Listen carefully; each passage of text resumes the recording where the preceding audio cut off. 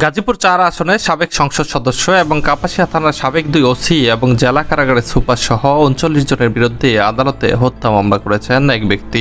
সোমবার দুপুরে গাজীপুরের সিনিয়র জুডিশিয়াল ম্যাজিস্ট্রেট আদালতে মামলাটি দায়ের করেন সোহেল রানা নামে ওই ব্যক্তি। বাদী কাপাসিয়া উপজেলার রাওনার গ্রামের মৃত শফিউদ্দিনের ছেলে। তিনি মামলায় তার বাবা শফিউদ্দিন মাস্টারকে হত্যার অভিযোগ করেছেন।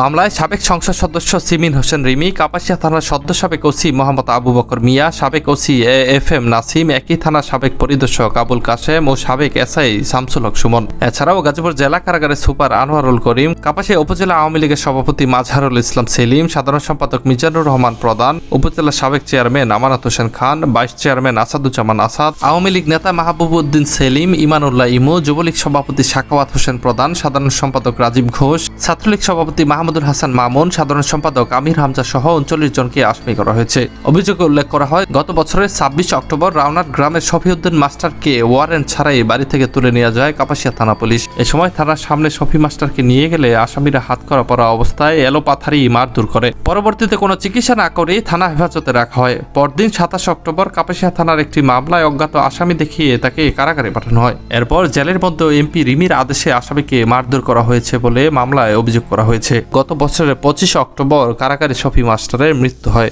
মামলার আইনজীবী লুৎফর রহমান জানিয়েছেন, গাজীপুরের সিনিয়র জুডিশিয়াল ম্যাজিস্ট্রেট আখি আক্তারের আদালতে মামলার আবেদন করেন বাদী। পরে অভিযোগটি আমলে নিয়ে আগামী ১ মাসের মধ্যে কাপাসিয়া থানার বর্তমান ওসি কামাল হোসেনকে তদন্ত করে প্রতিবেদন দাখিল করতে নির্দেশ দেওয়া হয়েছে। Mahmudul Hasan, mobile journalist.